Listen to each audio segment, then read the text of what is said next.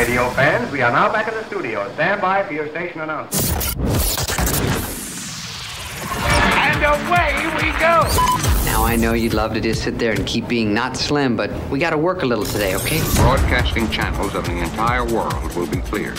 In every continent, in every land, in all the four corners of the earth, the whole world over. Men, and women, and children, of every age and race, and nationality, station, and color. Men of every language ready now to listen to the same voice. 1, 2, is this on? Finally, a way to combine my love of helping people with my love of hurting people. So sit back, pop open a cold bottle of Brazilian mineral water, enjoy some poached salmon with capers, and adjust the satellite, because we have a great show. And there was much rejoicing. Unleash the fury. Unleash the fury! Ladies and gentlemen of the universe, the next voice you hear.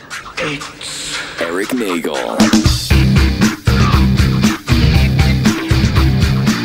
Welcome to another edition of It's Erik Nagel. That is me. To my right over there is Matt O.G. Hello. Joining us sometime soon, hopefully. From the Upside Down will be Giddles. Yeah. And we're excited about this because we've been teasing this for, I think, about 3 weeks. And then every week, all of a sudden, it's like, oh, there's been a change in plans. But it's finally happening. Our pal, Randy from NECA Toys, has joined us in the brand new studio. Hello. Randy, how are you? Good. Glad I'm finally here. It's been a tough new year so far. But I'm a here. Shorter commute. Yes, much shorter. Much shorter. And much cheaper parking. I know. We only charge $5 to park in this neighborhood. And no bridges or tunnels. No bridges or tunnels. But if we show up at the new place, you're going to have to trek back into Manhattan again. Yes.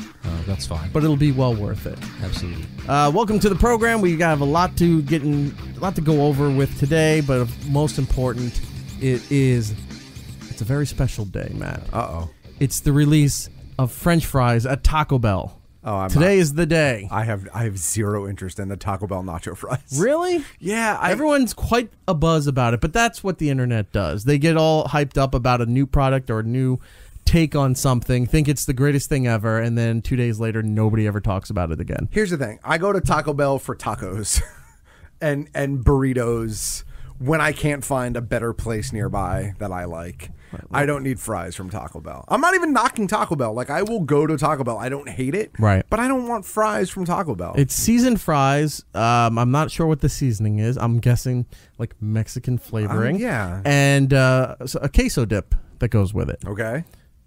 Sounds pretty good.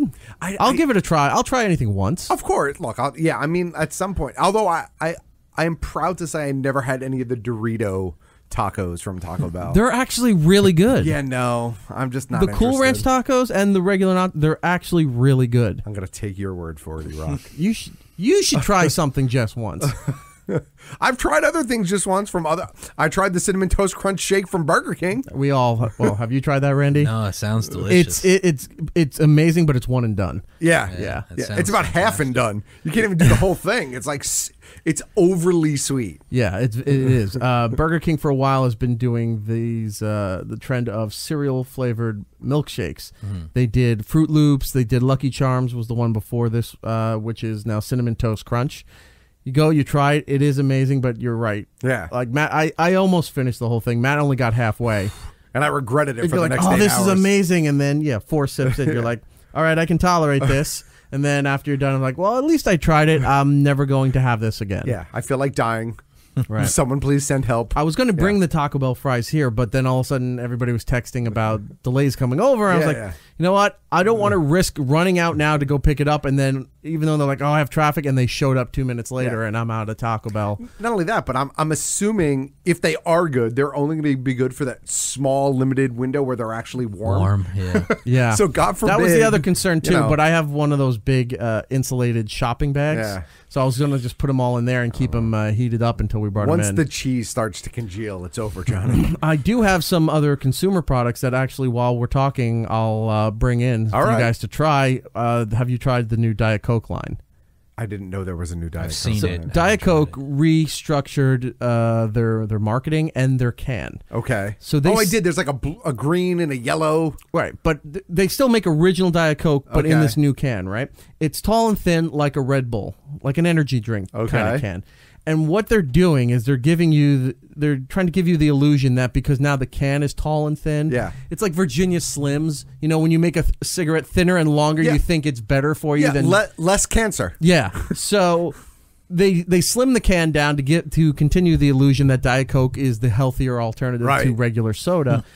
But it's still the same formula. The can just looks different. But they launched 4 new flavors with it. There's one called Feisty Cherry, which is just black cherry. Not black cherry. It's cherry cola. Yeah.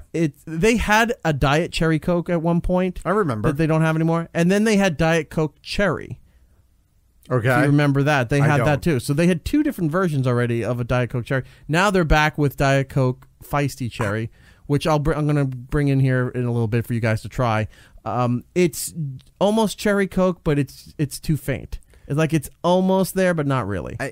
I honestly just don't drink soda anymore unless it has like Captain Morgan's or Jack Daniels in it. I don't drink soda anymore. I drink water and seltzer. Occasionally some iced tea. Well, I do enjoy every now and then the occasional Mexicoke, which is pretty good. Sure. But Diet Coke was never the best soda ever. Not for one being healthy, absolutely not, because aspartame is still bad for you. Sure. Even though they say there's scientific research that aspartame doesn't really do anything for you. No, it's bad for you. Well, it's good to clean the contacts on your car battery when they start to. Regular Coke will rip the paint off your car down to the varnish. There you go. And it's like, hey, all right, I'm at the primer. I'm starting all over again. That was fast. What'd you use? Coke Classic. Diet Coke was never the best tasting soda. No. And Coke Zero is all right. Like it hit its height in the 80s when it tied in obviously with Tab. Tab was around for a little while. That was a mom soda. Shasta. And is Shasta still around? I think you could still get Shasta down south. Okay. Yeah. Diet Coke really hit its peak in the 80s when it started to partner more in the fast food commercials. Sure. But then they jumped on the celebrity bandwagon of having celebrity spokespeople for Diet Coke that put it over the top in the 80s. Course. Like there was a big thing with Paula Abdul and Elton John. I do. They do that. They had big celebrities come in to do the Diet Coke stuff. Wasn't there a commercial with Paula Abdul and MC Cool Cat or whatever the hell his name? Yeah, they did a video. I'm sure right? they probably did it as well. Yeah. And then they started doing in the 80s they started promoting Sprite as the urban drink. Yeah, because I remember that one of the first commercials was Kid and Play. When House Party came out, they did a whole thing for I Like the Sprite in You, and then it built on from there with other hip hop and R&B groups. Salt and Pepper I think did one. You can find them all on YouTube. Yeah. But anyway, Diet Coke was never the best tasting soda out of any soda line. Sure. I think the only thing worse than Diet Coke was Mountain Dew. And I know people get pissed when I say that because people love Mountain Dew, but I think Mountain Dew is completely the bottom level of soda. I'll drink No Frills, Shasta sodas. You drink RC? Faygo. RC isn't bad. RC is garbage. It is not bad. RC is garbage. No. It tastes like medicine. I would take RC if I had a cough, perhaps post-nasal drip. We tried it last summer when our friend Stacy, Dr. Steve's pal, I remember. brought up RC Cola and moon pies for us. I ate the moon and pies, salted if you caramel recall. whiskey. That was delicious. And the RC Cola wasn't bad. When I was growing up, my family had season tickets to Shea Stadium for the Mets, and RC Cola was the official soda of the Mets up until one point. Because it's a shit team, is that what you're saying? Until Pepsi took over everything. But no, RC Cola wasn't bad. Diet Coke has been horrible. So anyway, Diet Coke. They have the Feisty Cherry. There's a blood orange one, which I have here for you. The other two I'm going to spare you because they were completely awful. Are any of them like the Beverly from Epcot, the refreshment cooling center in Epcot? The mystery soda. You know what the Beverly at Epcot is? That's funny that you said that. Beverly, that's the one. That's the trick soda. It's from Italy, isn't it? What Matt's talking about is there's a Coca-Cola pavilion inside Epcot Center. That's right. And everyone talks about you got to try the Beverly because it's almost undrinkable. It's turpentine. Yeah, it's so there's so many chemicals, and sometimes the chemicals will counteract with the other chemicals and kind of neutralize stuff so that you can drink it. This activates the other chemicals, and it's almost like Flaming Moe before you light it. It's that bad. And everyone says go to get the Beverly. that has become like when you go to In-N-Out and they say get animal style. That's the thing you have to get when you go to the Coca-Cola Pavilion. The worst item that they have on the fountain. Yeah, it's her. I think it's from Italy. So the whole thing behind the cooling station is it's different sodas from different parts of the world, and I believe Beverly is from Italy. I don't know why, but that seems to be sticking in my memory. Well, I'll bring the cherry and the blood orange in a little bit. The other two flavors was some kind of mango, which Consumer had a whole bunch of new updates. You can go to hashtag The Consumer and find it on Twitter, but Instagram, it's The Consumer. That's where all the updates are. And our Facebook page. The mango one, it was just, you know what fruit stripe gum tastes like, right? I liked fruit stripe gum, so you're be careful. Okay. Fruit stripe gum, you bite into it. Yeah.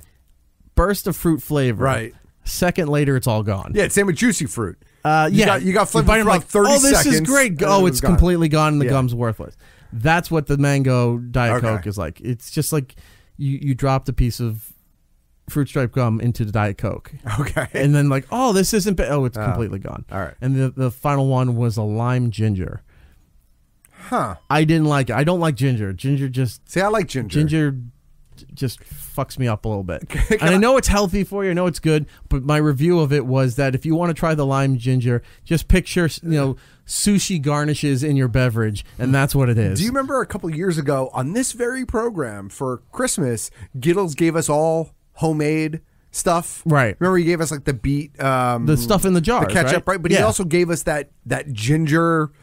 salad dressing or whatever it was. Right. So I still have some of that. And I had some last night on my salad. Yeah. So good. But within 3 minutes, I was sweating profusely. Because the ginger. The ginger is a little spicy. And I know ginger's healthy for you. I know it's good when you're sick. And it's very good when you're sick. It's good when you have an upset stomach, too. That I did not know. Yeah. But ginger just doesn't pair well with me. Mint ginger tea.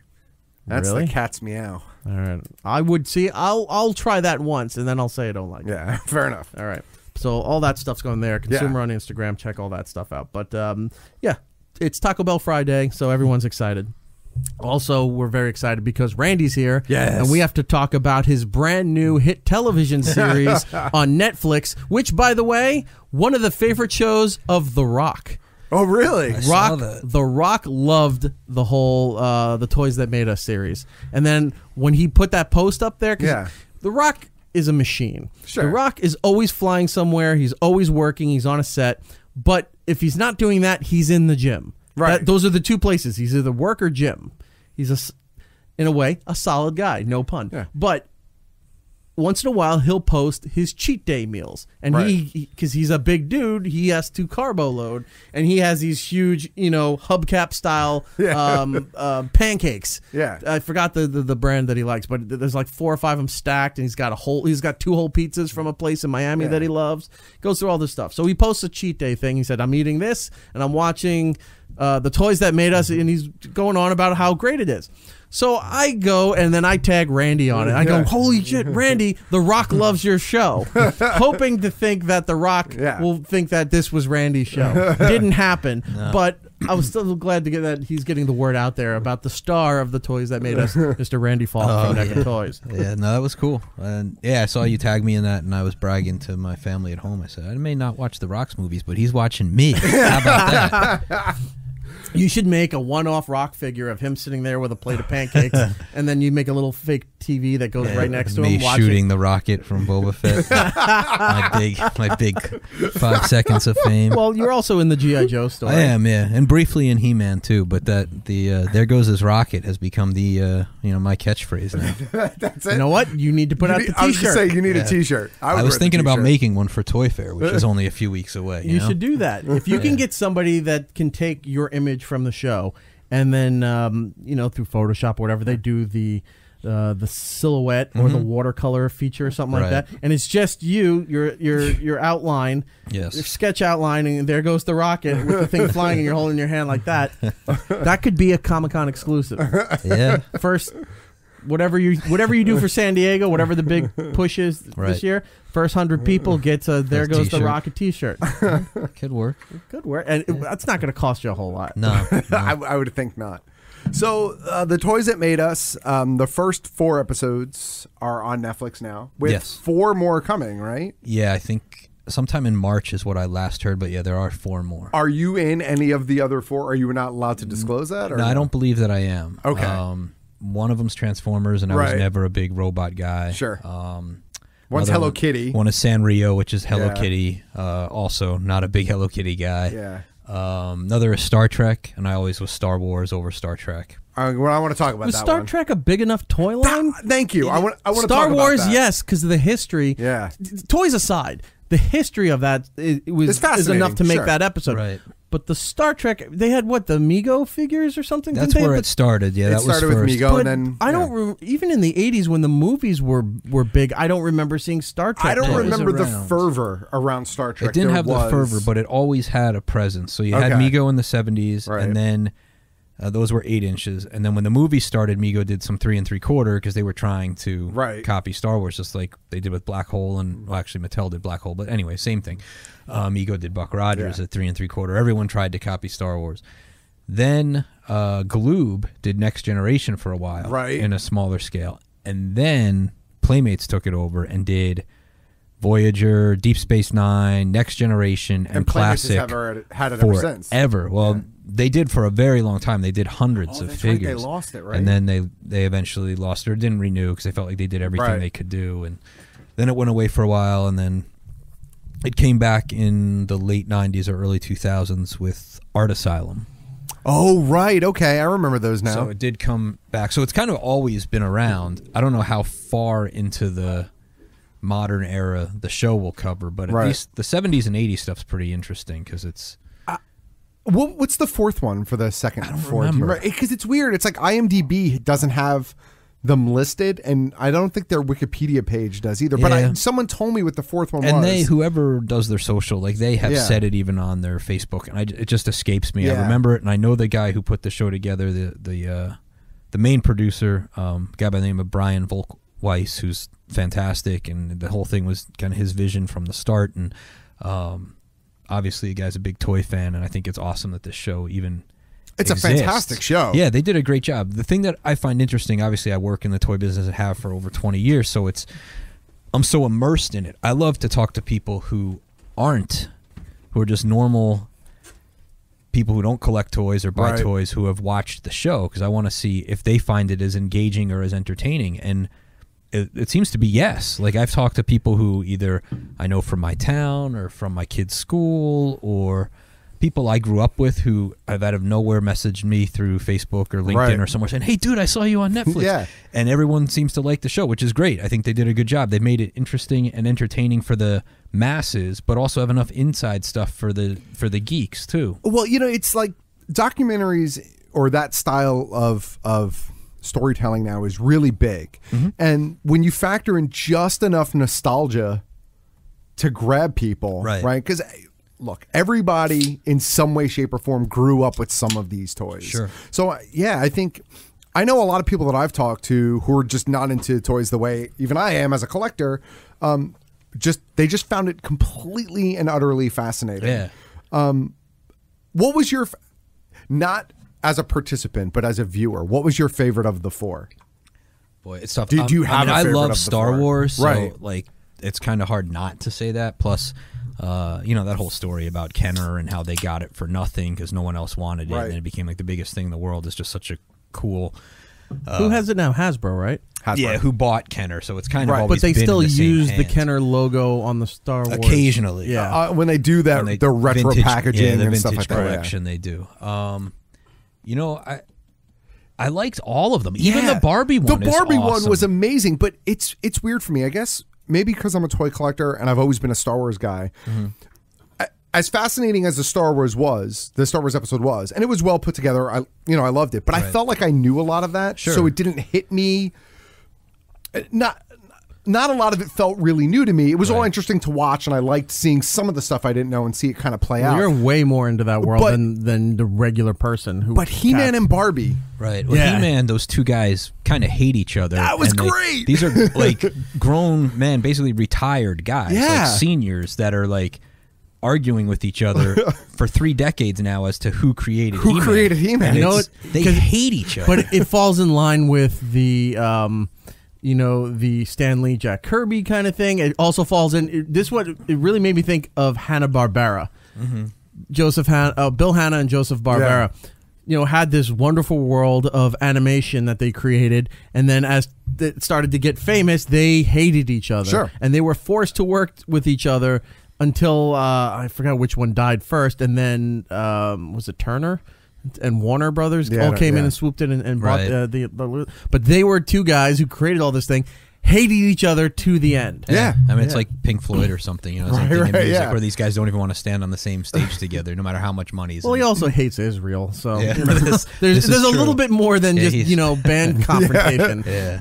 But even with He-Man, just watching, because again with Star Wars, they swooped in, they grabbed the license, they ran with it, and that was great. It was an underdog story and all that. Right. But the part I liked about the He-Man one, and I just didn't know as much about He-Man, but the kind of creative genesis behind the character, and where the idea came from and how it morphed and how it was forced to change and adapt and where it eventually ended up. The thing that was almost borderline offensive in it was that as they talked, it was almost like some of these designers were just seeing how much crazy or stupid shit they could come up with, and would the kids eat it up. It was like, these kids are dopes. They'll like it. Fisto is a good idea, or anything that's, I don't know, just the more ridiculous they could get. And it was like, well, these dopes will buy anything kind of thing. I was like, well, that's a little bit. They really perfected the art of what Matt calls the kitchen sink products. Yeah. Where after a while it became, the animated show was to help move the toy line. And then they started putting stuff in the toy line that never showed up in the animated show. So when figures are on the shelf, you're like, who is this character? Right. Like, why am I going to buy this thing? It wasn't part of the Filmation show that we're talking about from the 80s. Then it got to the point where when they did the crossover to expand the universe with She-Ra, and some of the characters they couldn't fit in He-Man, we'll put them in the She-Ra universe, and we'll put them with Hordak and all that stuff. Yeah. And Hordak was supposed to be the bigger bad compared to Skeletor, but his goons around him were worse than any of the other He-Man characters. They were just so... They looked like that one two-headed Leech. thing. Oh, no. Looked kind of evil. Yeah, Leech. Leech is cool. I liked Leech. I liked some of those. Grizzlor was the furry one. The furry like one. Wookiee. Which was his Beast Man. Yeah, pretty much. My mom, to this day, has one figure only from my He-Man line that she kept because she loved it. It was Moss Man. Because he cool. smelled nice. Like pine. Yeah. See, I loved Stinkor because I loved skunks, and I always liked the way skunks smelled, whereas everyone's like gross. I'd roll down the window and be like, give me more of that. But that's just me. But yeah, the show was really cool. It was really cool. I'm interested to see what they do with the back four. And I hope they get a second season. Yeah, the reviews have been good and buzz is good. They just need it to go wider. Netflix doesn't publicly disclose the ratings, so it's hard for us to gauge. I know they have a whole bunch of stuff like in mind to continue, like wrestling, just as it's always been a big toy line. Turtles.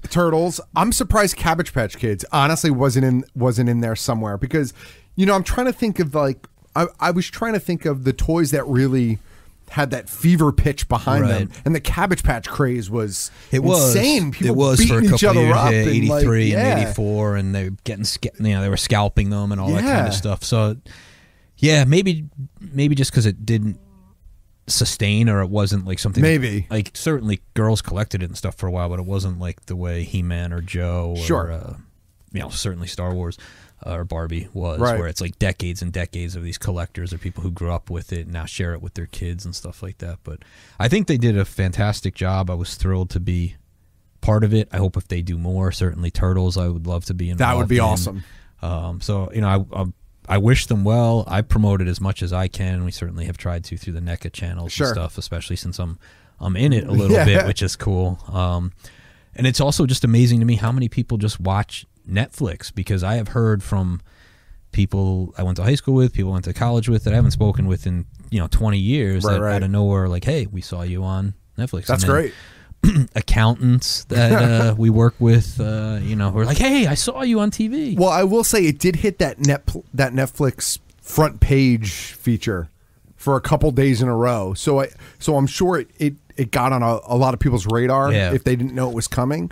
And they launched it at a great time. It was brilliant to put it up the week of Christmas because obviously everyone's thinking about toys. They're thinking about the nostalgia of what they got for Christmas presents. Like, I got the Millennium Falcon or I got Castle Grayskull, whatever. That nostalgic wave is riding high, and it was like a time when families are together watching TV together, which is a great time to put a show like that on TV. Giddles is joining us finally Mr. from Giddles. The Upside Down. Hey, what's up, guys? How's it going, brother? Giddles, we're talking with our pal Randy from NECA Toys. We're talking about the things that made us on Netflix. The toys that made us on Netflix. I really liked it a lot. I just want to jump in here quick. As Randy said, I had a lot of friends who just told me about it, like who weren't like toy collectors or anything, who were just like fascinated by it. And I really didn't know all the history of He-Man until I watched it, and it reminded me a lot of how television is made, where you go in there and they don't like a cut, and then you have to like pitch something so they don't throw it out, and then you're like, "Fuck, now we got to make this."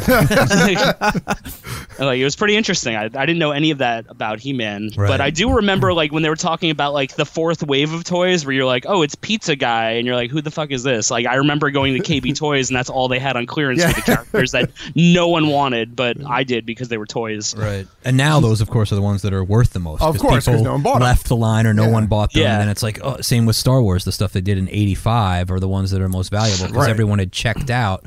They sat around forever. I wish they would explain why Faker was blue with orange hair. Because in the cartoon, he's obviously a clone of He-Man, but his eyes are glowing so that you know that's the other He-Man. But the characters don't know that it's not real He-Man. So you're like, wow, a fake He-Man. And they put him out on the line.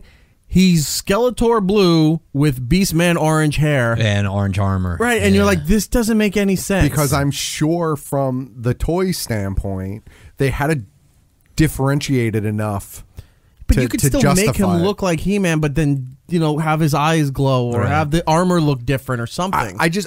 I understand what you're saying, and I agree with you. Fix my childhood, Matt. But I think I think Mom going into Toys R Us or KB or Funtown or whatever it was back in the day is going to think, oh, this looks like it's just He-Man. another He-Man. Why would I buy it? That's the thing too that line did, and they talk about it a little bit in the show is how much they reuse the same tools or same molds over and over. And when you're a kid, you're not as aware of it. And then when it's pointed out to you, you're like, holy crap, this is the same figure just with a different paint or like how many times did they use Beastman's waist piece? So many times. They just repainted it. And the show but even the explanation of why the tiger was so big. And I thought that was amazing because like as a kid, you're like, oh, of course the tiger would be this big. He's a fucking giant. He's going to go around killing people. And then you watch it and you're like, oh, this was a much different reason. They were just trying to save some money. Yeah, they had no money for the thing, and they're like, we'll reuse this and we'll just make a saddle for him. And that was it. They added a saddle, but it's like... And now we'll just we'll strip the paint down, we'll put purple velvet on him, and change then the we have saddle Battle again. Cat. What was it's just the same Panther hat. He's just and wearing a new Battle hat. Yeah, exactly. It's got a new hat. It's got a new hat. And the one thing I tell people about this show, because I've had a couple of people watch it, I'm like, oh, have you watched Toys That Made Us? Yeah, I watched Star Wars. I watched He-Man. I watched Joe. And I'm like, you skip Barbie? Yeah, I skip Barbie. No. Go back and watch Barbie. Because before you go into Barbie, I just want to put this comparison out. Yeah. Have you seen Robert Kirkman's Secret History of Comics on AMC? I have. A few of them. I've been talking to Matt about it for a while. I don't think you've seen it. I still haven't checked it out yet, no. So each episode is dedicated to one subject, but they go super in-depth to the point that that most even hardcore comic collectors were like, I didn't know that because it goes back to the 20s or the 30s in some cases. The Wonder Woman piece that they did was so messed up and dark from the origins of where Wonder Woman came from and what she was. All the S&M stuff. It's almost the same. It's parallel to the Barbie world, where you watch the Barbie episode on the Toys That Made Us, where you see how it was developing. The one where he had super huge boobs. Yeah. Where the Simpsons even made fun of it. Like, they're going to put your eyes out with the endowed Malibu Stacy. Yeah. You look at the two and you're like, wow, these two worlds had female toys. Yeah. Girls' toys start from very dark beginnings, which is really interesting. But even when they talked about all the like SEC violations and all the how the one woman was driving trucks full of like Matchbox basically cards, hiding inventory yeah. to make it look like sales were better than they were. Like it was a really fascinating episode. Absolutely. And let's also not forget that because of the Barbie episode, we also got the deflated sex doll chair. Yes. Yo, that shit was so creepy. So many people wanted to know what that thing was. I even had asked the producer, like, "Hey, dude, you got to tell me what this thing is." Everyone's asking me. And eventually they just posted they posted what it was, and it's just like art piece and stuff. But so creepy. A friend of mine he's in Japan in the toy industry. He emailed me the other day, to make plans to see each other at Toy Fair and what have you. And then he was like, the two best takeaways from Toys That Made Us are that weird deflated sex doll in the chair and you playing with your rocket. Thanks for that. But at least you're in good company, right? Yeah.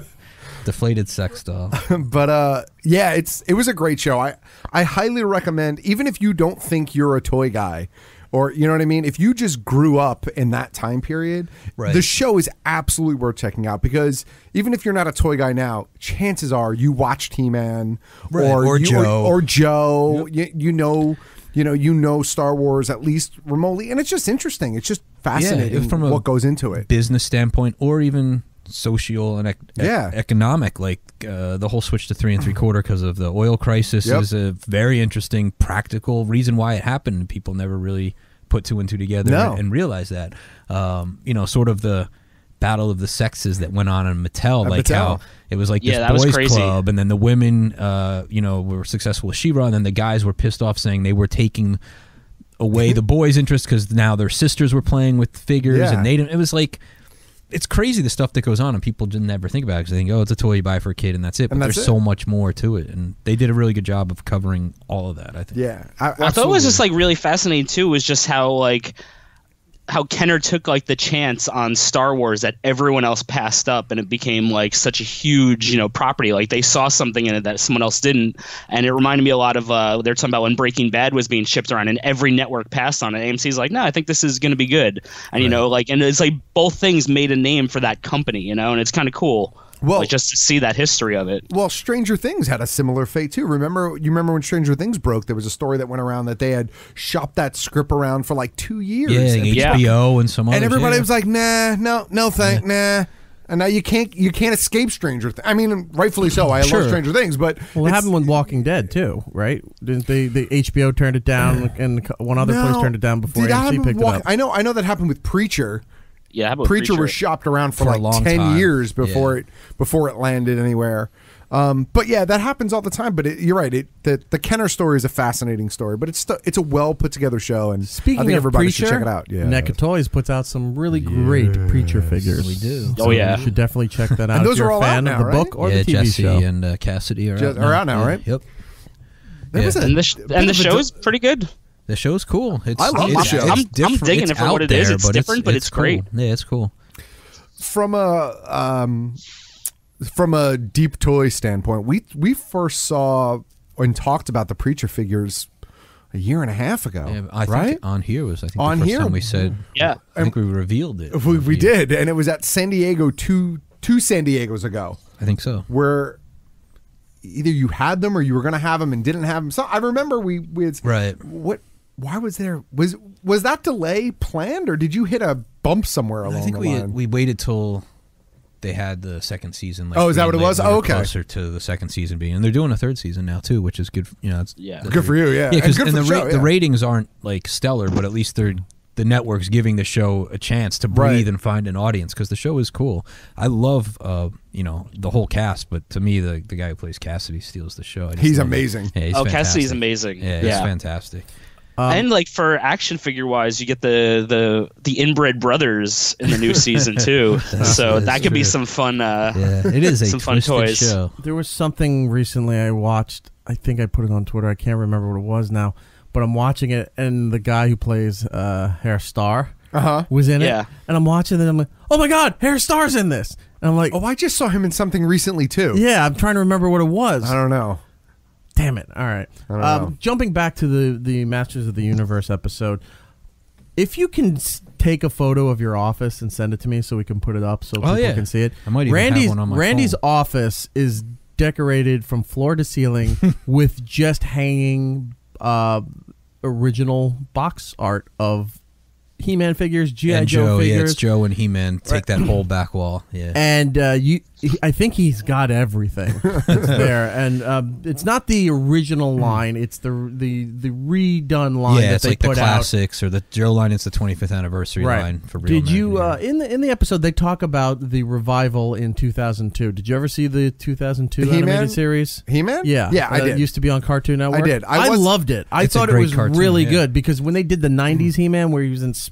Not that He-Man is realistic, but when he was not on the planet anymore, but he was like a space sorta? pirate kind of thing, yeah. it looked horrible. Yeah. But the 2002 one took the whole history and the lore of the Filmation series and went a step further. They went back further so that you learned more about characters that weren't in the Filmation series, like Evil Lynn's dad, right, Yeah. being part of this. I don't want to say like a cult, but like a religious organization kind of thing, and then some other histories that they found out that there were other He-Men or other people who played the He-Man role in the past. The guys who built Grayskull, like that whole lion race and stuff. The one episode where you see Snake Mountain come alive, the snakes come off and they go to do something, then they come back and form the mountain again, is amazing because that wasn't in the original. But did people know about these other figures, or were they just generated for that line and then going forward? Well, I mean, from a collector standpoint, because I know there was a comic series too, right? He-Man. I mean, He-Man collectors knew about those figures. I have at least 2 figures from that re-release line. I have an Orko and a Trapjaw because I'm a Trapjaw collector. From the 2000X line. So, yeah. Well, I mean, what they had hoped, that was on, I think, Cartoon Network is where it aired, right? So they or Mattel had hoped that it was going to take off again in the same way. Right. But kids don't buy toys like they used to, and they certainly don't watch TV like they used to either. So the show, that was the show we always kind of wanted in the 80s. Because the cartoon we had, well, we might like it in nostalgic reasons. It was pretty cheesy, and the animation was pretty crude. And it doesn't hold up that well. No, the Skeletor voice is funny. There's certainly stuff that's fun to watch, but it's not good. And the show we got in 2000 was really good, but no one watched it. And the toy line only lasted like a year. I'll tell you that 2002, whatever it was, that if they had the original Skeletor voice, I think I would be totally okay with it. Because everyone else's voice changed for the better. Yeah. Right. But if they would have kept that old, that old man kind of voice, like almost like Mr. Wilson living next door to Dennis the Menace voice with the new Skeletor, I think people would have been... Like with the Transformer movies, they're garbage, but everyone likes that the original Optimus voice is in there. You know, he just kind of like reminded me of the Crypt Keeper a little bit, just like the way he'd be like talking, like the crappy jokes and the sarcasm. Yeah. Isn't there an insurance commercial or something that those guys are in? It's like a Geico commercial, right? Or something like that. Yeah. Oh, really? But that fit like this really demonic, evil presence that turned into in the Filmation one was very bumbling and like goofy. He wasn't scary at all. Right. In the newer version, he was. They made him very dark, very evil. But if he still had that voice, it still fit because it was like the off balance to that horribleness, that evilness of him. But to have that old man like get off my lawn voice, I just think it's hard to hit a success with that type of show in the current, because I thought. In the current watching generation, because I thought the Thundercats reboot that came out that lasted 2 seasons, I think it had. Right. I didn't see it. I actually thought it was really good. Hey, Rebels is really good. But Rebels is fantastic, but people don't watch it. Yeah, and it's like when we came home from school as kids. I don't know about you, but we would watch Joe and Transformers. Absolutely. Oh yeah, and like back to back every day, and you'd have your little snack or your whatever, and you'd sit and watch. Like now, kids are either doing a million activities. 'Cause I know from my own kids. They do a million times more shit than we ever did. Sure. And we're always running them somewhere. And then besides that, you have the tablets and the computers and all this stuff that like turning on the TV is so... We had it because we didn't have in the 80s some areas still didn't have cable. Yeah. You were still on your basic broadcast TVs, and all these cartoons were on Channel 11. Were syndicated on your local affiliates in the afternoon. Yep. And that's why you watch them, because there was nothing else for a kid to watch. You'd at that set time. up the VCR in case it aired while you were on the bus. Yeah, and you'd want to see the new toy Yeah. commercials or the new Nintendo commercials. And I mean, to that extent, Saturday morning TV, look at what it is now compared to what it was in the 70s and 80s. Is there anything on? Because I never see anything on Saturday morning. My own kid, right? He has no concept. He has no concept of TV shows on TV.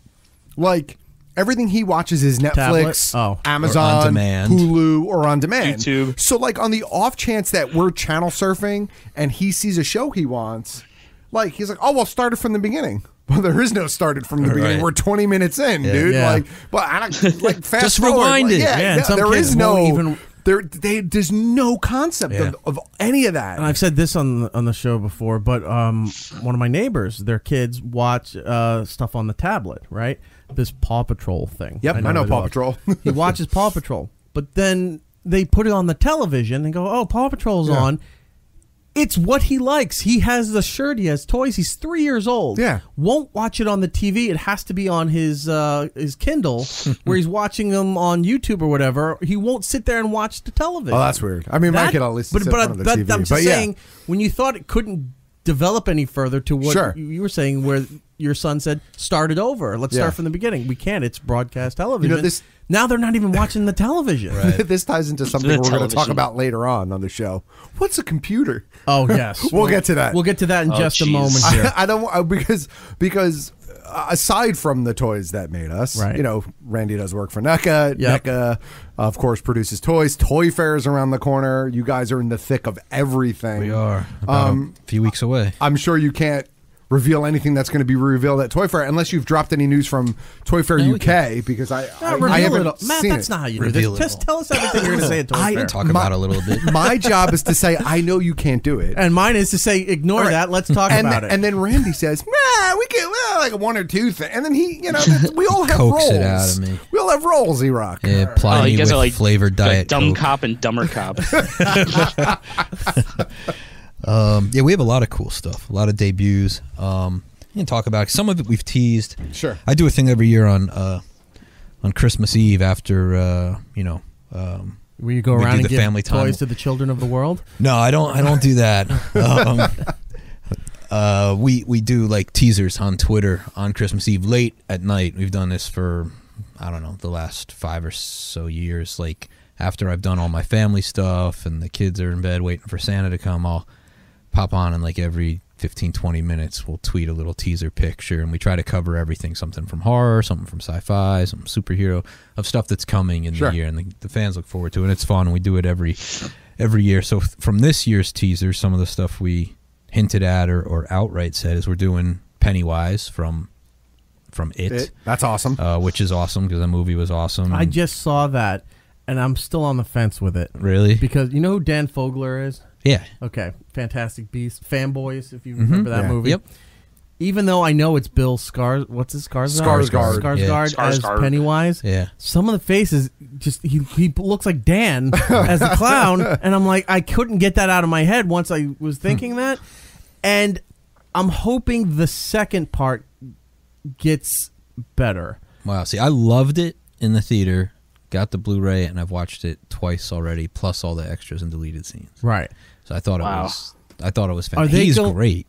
I think. He's very good. And then, as good as he is, the kids are phenomenal. Yeah. I think every one of those kids is fantastic, and you can have problems with child actors, but they're all good, and I think they all had like a really good camaraderie or chemistry between that group. So I think that's going to be the toughest part of the next one, is how do you find adults in that large ensemble that have that same... Because part two is going to revisit them grown up. 26 years down or something. 27 years. Whatever the cycle is. Yeah. I had a dumb guy moment while I'm watching it, where at one point they had like all 6 kids together, and they're going to head back to the house, and I'm like, this is kind of coming off like Stand By Me, and then I went, oh, Stephen King. He wrote all of this stuff. Of course, that's why it's all familiar. Well, that's another thing I think was great that these guys did is, the original set in the same time as Stand By Me, it's like the 50s, but moving this to the 80s separated it from being exactly like Stand By Me. And then I loved seeing all the 80s pop culture references and stuff, and like the bully kid wearing an Anthrax t-shirt, or when they have the rock fight, they play an Anthrax song, which automatically scored bonus points for me because I'm a huge fan. So I'm like, all right, this movie kicks ass, and now Anthrax is in it, it's a 10. A thing about Anthrax is they don't give no shit. I've heard. Okay, because they are the man, apparently, from what I've been told. I'm hoping in the second one that, because I loved the original miniseries, even though it's hokey. See, that doesn't hold up. It doesn't hold up at all. I like Tim Curry as Pennywise, Right. but the miniseries it doesn't hold up at all. But I remember as a kid watching it on television because it was like a 4-part miniseries. Yeah, right, on ABC. Where I loved it. Yes, it doesn't hold up, but I hated the ending because that stupid spider just, even by 80s standards, as a kid, I was just like, this is too hokey. Right. You ruined everything that you built up to. Right. I'm wondering how they're going to handle the second part. Are they going to do the spider thing? Are they going to turn it into something more demonic and dark to make it more realistic by today's standards? Yeah, I'm sure they'll do something different. They certainly did a different take on Pennywise himself. You know, it's quite a bit different than the Curry one. Not just visually, just the way he played it. And I love one of the best things with the clown is where he's focused on you, so you know he's watching you. He's trying to talk to you, to coerce you into everything. But when he goes to attack, it's like, you know, when they do the Muppet shoots and they're not allowed to take a photo of the Muppets laying down because the eyes go lifeless and scare children. Right. That's what it does. His eyes kind of go like different directions, and it's like it wall-eyed. loses the life. Right. Yeah, exactly. And then the mouth opens up. Yeah. That I really love. Now, have you watched interviews with Skarsgård? No. This is awesome. If you get the Blu-ray, or maybe it's on YouTube, watch the bonus features. I thought he was great to begin with. Then you find this stuff out, and it's like, holy crap, they couldn't have found a better guy to do this. The director tells him, hey, this is what I want to do. I want to have the eyes drift off and look to the side, and we're going to do that digitally. And he goes, I can just do that. And he sits there, and he takes his eye, and he moves it completely to the other side. That's all voluntary. He's able to control his eyes and make the eye drift off. And they're not in sync? He does separate it. Yeah, he does it in interviews. He did it when he was on some of the talk shows. It's on the bonus features. He just sits there talking, and he can just send the eye out to. It's like that's crazy. I can't even make my eyes go cross. And this guy's like moving his eyeballs all over the place. So oh my god, that's insane. It's all real. He does it in the way he contorts his mouth and the way the lip. It's all everything is his face, which is pretty awesome. Damn those Skarsgårds and their talents. I know.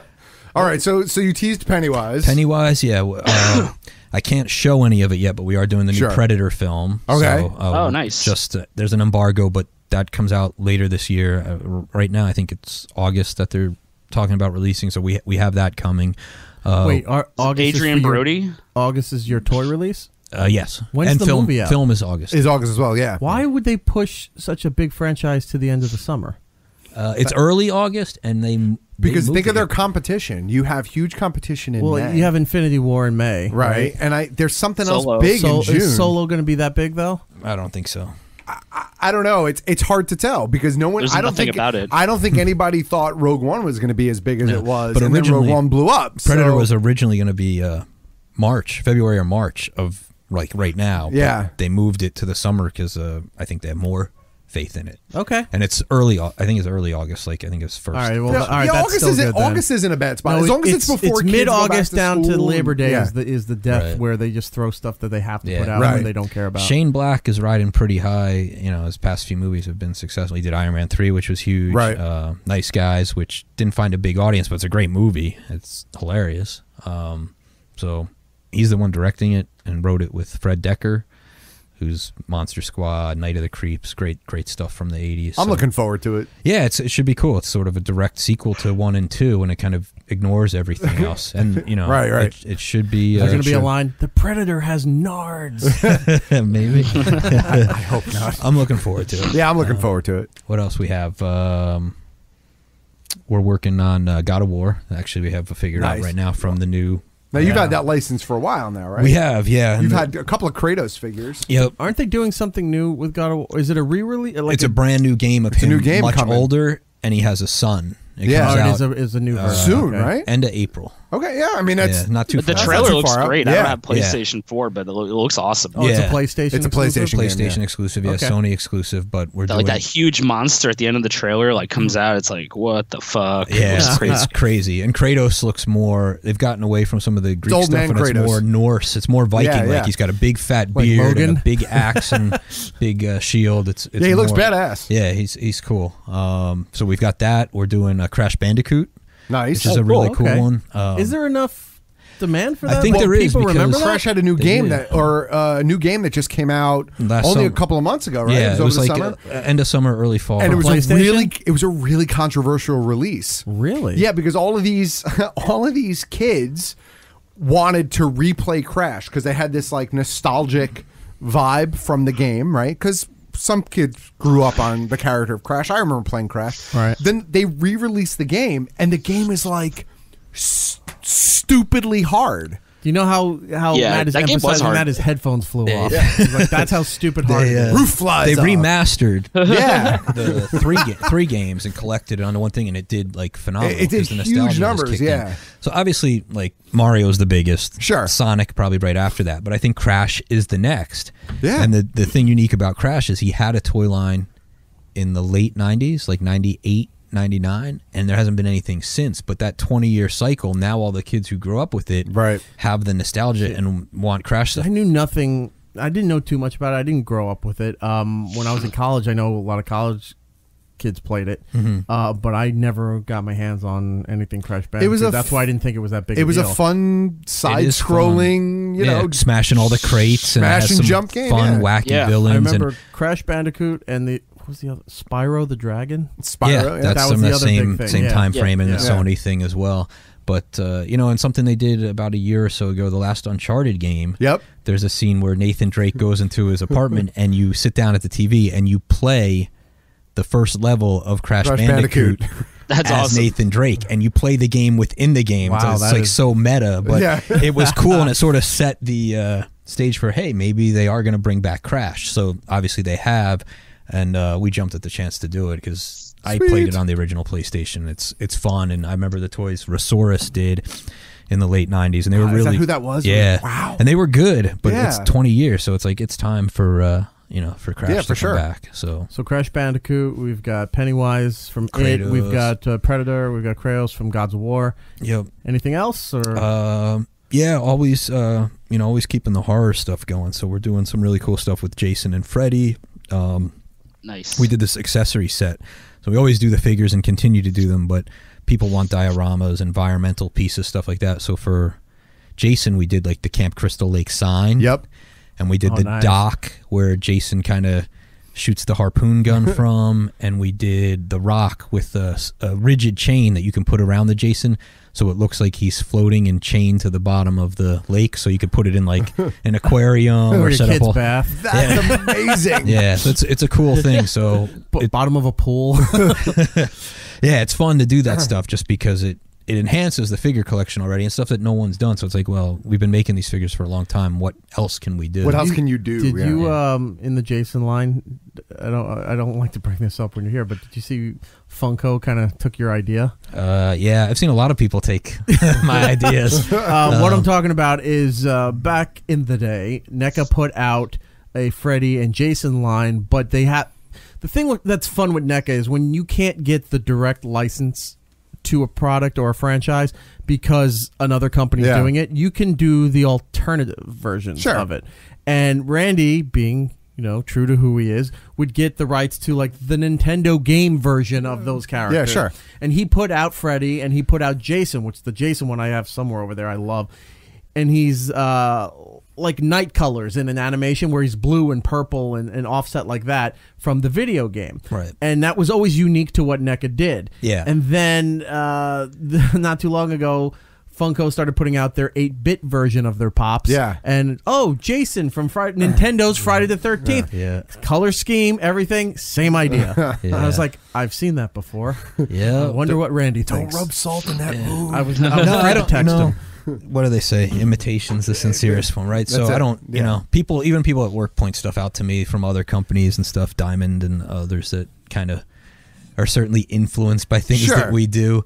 I guess if nothing else, it gives me validation that I have some good ideas, I guess, right. and that the stuff works. I think the thing that really helps with like the Jason figure you mentioned is packaging wise, we recreated the LJN cartridge box, so it looked exactly like. And these other guys, All your friends are dead. Yeah, It's one of the. They make those products with the box art where it's okay if you didn't take it out of Sure. the box. We always encourage you to take it out. Take it out and play with it. And if Buy you want to do two. it, buy two. Exactly. That's the other thing. Buy two.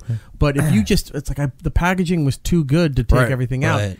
Their product, it's okay. You hang it up, it's art.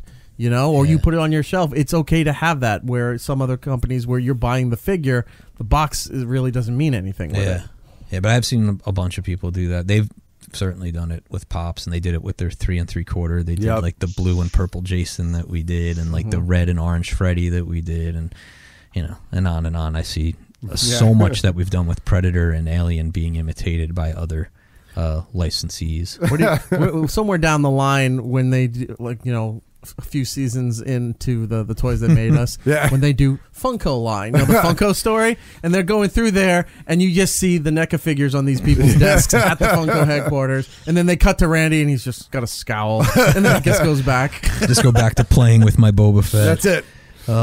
It's interesting. So to NECA's see. got a lot of good stuff coming up. That's going to be announced at the toy and we'll fair. have prototypes for all this stuff on display there. I'd like to put in a request. Please get the license to Horizon Zero Dawn, because I want toys from that. Yeah, it's a cool game. It's an amazing it's an game amazing with great game. Game is character cool. designs, and it's got a really good fan base. And it's a lot well, of we are fun. doing more with Sony, certainly with like I said, Uncharted and God of War, and Crash is indirectly through them. It's technically Activision, but it's a Sony exclusive, so it's kind of a dual thing. But it's certainly possible. I also adore The Last of Us. Yeah, which is now a few years old, and they are working on. So there's another one of those coming down the pipe. That was at some point they've said they're working I think there's on another it. one. Somebody, my buddy Chad Dukes, told me a couple years ago. He's like, "Have you ever played The Last of Us?" No. He bought me the card to download the thing. He's like, "You need to play this game." So I'm playing the game for a while, and I'm like, "It's okay." I'm not really and then it starts picking up, and even though the game's been out for a while, I won't spoil the ending. But when the ending came around, I was like, "Holy shit!" That's not what I was expecting, and I was like, "This is amazing." And now they have another one coming. Right. Yeah, I would love to do that. So far, they haven't wanted to get involved, at least not heavily with merchandise, but I'm hoping at some point they change their mind, or maybe for the follow-up when it happens, we can get involved. That's definitely one I'd like to do. Yeah, that'd be fun. What about, because you guys are big with the horror line, what's that video game series? They just had another one come out before the holidays that everyone got, The Evil Inside Us or something? Resident Evil? No. Damn it, it's... I think I know the one. I think I know the one you're talking about. It's got like the white case. Yeah, where it's like white paint falling all over the guy. Yeah, I don't know. I don't remember the name of it though. The Evil Within. Evil Within, yeah. Yeah, The Evil Within. There's a second one out. I saw the trailer for it at a GameStop. It was on the TV while I was looking in there for the second one, and I was like, I think I want to try the first one because the second one looks so messed up. I was like, I want to go find out what the story is for the first one, but I'm just saying a horror video game I'll take a look crossover. at it. Yeah, the other one we've looked at recently is Dead by Daylight, which is kind of an interesting one because they've made it so the downloadable content, they have their own characters, but the downloadable content brings in all the famous slashers from the genre into the game. So you can play as Leatherface or Freddy or Michael Myers in addition to the characters they've created, which is kind of cool because a lot of those other characters we do figures of already, so it kind of broadens the universe. But the game hasn't gone mass yet. It's more of like an underground thing, but kids are playing it. And I saw a demo of it at Comic-Con this year. There was a booth that had it set up and people were playing it, and it looks pretty wacky. Yeah, it's pretty cool. And the Friday the 13th game was a big success, which now there's a physical copy. For a while it was only downloadable, and that started from a Kickstarter thing, but that game is it's exactly like being in one of those films. They modeled the camp, the geography, all the different looks for Jason, all the different implements to kill people. That's and then cool. You can either play as Jason or the counselors trying to get away. Nice. So that game is really fun, and that's on multi-platform, maybe even. Can you kill someone like Jason in space, where you put him in the sleeping bag and like beat them against the tree? Them against the tree. You can. Yeah. I don't think you can cryo freeze them and smash their face into the desk. That was another Jason X kill. But there's a lot of cool stuff in it. What was the Jason movie where he was able to leap into different bodies? That was Goes to Hell. Yeah. Yeah, that's a pretty rough one. Yeah, it is. That's 9. It's like, wait, now he's the big black guy. Now he's the old lady. Now he's like, where's he? They were on some X-Files vibe or something like that. It was not a good time for Jason. Yeah, I think that's Between Takes Manhattan and X, right? I think it is. Yeah, it's so it's 9. 9. It is 9. Yeah, because 8 was Manhattan. Manhattan. So many. I know. It's hard to keep track. They were trying to go for 13. Yeah, they can't get another one off the ground. Like because I think it's so mocked. As it started out with a great concept and then became so hokey because, you know, Nightmare on Elm Street went the same way with the later ones and then but kind of redeemed itself in a certain way. Friday the 13th never did. It never came back, but it did have a good reboot. The one with Derek Mears played Jason in it, and one of the handsome men from Supernatural was the lead guy. One of the Winchesters. One of the Winchester boys, but it was good. Like what was they it did. Jared Padalecki or was it the other one? I don't know the difference.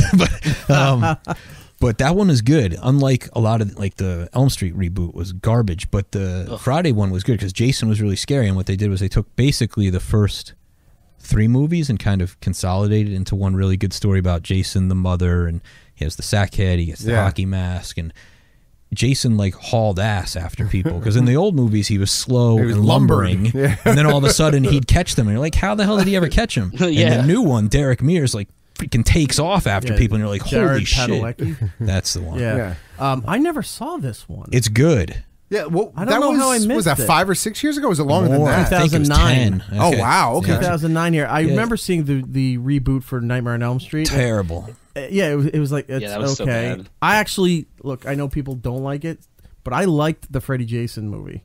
Yeah, it's fun for what it is. It I was was. gonna say, it's fun for what it is. I wasn't going in there expecting a serious horror movie. I just wanted to see these two, you guys mess with each other. Yeah. Because that's what you wanted in the 80s. You were like, oh, it would be so great. And when you go to school, there was always some kid who said that, like, knew the rumor that it was happening or it's coming out next year. And nobody ever had the inside. Right. No one had the internet. You never had the inside scoop. Everyone was lying as a kid. Yeah, that was the same kid who had the inside scoop that you could shoot the duck or shoot the dog in fucking Duck Hunt.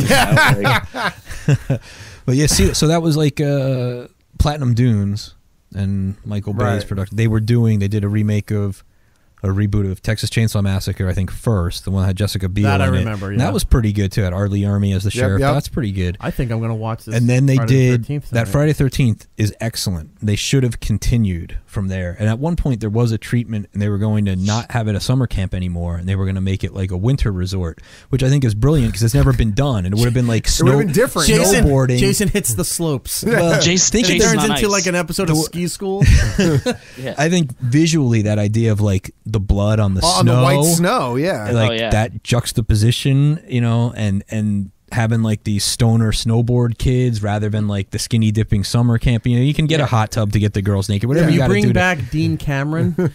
He was in every kind of ski movie that was in the 80s into the 90s. Who the hell Pizza remembers when you're Dean supposed to Cameron? I do. Have a bad time. Unbelievable. Dean Cameron's agent doesn't remember Dean Cameron, and you do. But that could have been cool, but it didn't happen because they were always in summer. Do it in the winter, but it didn't happen. But watch that one; it's good. I will. I'm gonna put that on my list. It's weird because horror movies now, they're all like found footage or they're all like paranormal. Right. Like. Well, some of the paranormal ones are good. It's not Paranormal Activity, but like The Conjuring is really good. I'm not knocking them. Both the Conjurings are great, but the Annabelle ones, not so much. Right. Not so much. And I'm fans of the Insidious. Insidious. Yeah. First one is awesome. First one's good. I watched it because I wanted to see the story. Where the third one left off, like, how are they going to end this? And they're not, because the fourth one coming out is the prequel. I haven't seen the third yet. I love the first, like the second. I haven't seen the third yet.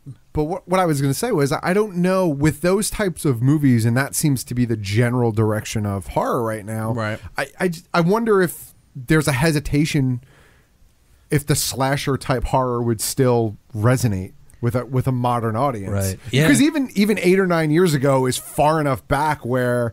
And even that, oh sure, and Freddy vs. Jason did well, but that's even older. Right, that was exactly. like 2003, I think. You don't have like jump scare slasher films anymore. No, you haven't had one in a while. All of it is the shit you don't see. And look, I saw that horror movie about the kids being on like a group chat kind of thing, and one of their friends looks like I gets killed. Yeah. But that's where they were going, where it's like you don't see any of the stuff happening, which obviously, yes, is more terrifying. But when your whole movie is that, and then they keep making movies like that. Sure. Well, look, what was that one we talked about? It Follows, or what was? Yeah, It Follows had such a lame ending. But if you go back, I mean, I think maybe the cycle has come back all the way, where you could probably reboot the slasher film, and do it in a darker, grittier style, not campy style, and it would be successful. Well, that's the problem, because everybody sees the idea of the slasher film, and even though they were kind of scary at the time, they were almost kind of ridiculous and comedic at the same time. There was a balance there, but you knew that going in, right? I think as the sequels went on, certainly, you know, like the first Nightmare on Elm Street was pretty scary, and pretty fucking scary, and he's not really dark. He's not Freddy. It's dark, he's not it's campy. gritty, right? And you don't see him half the time, like you get the outline of him, you're not getting the detail of him.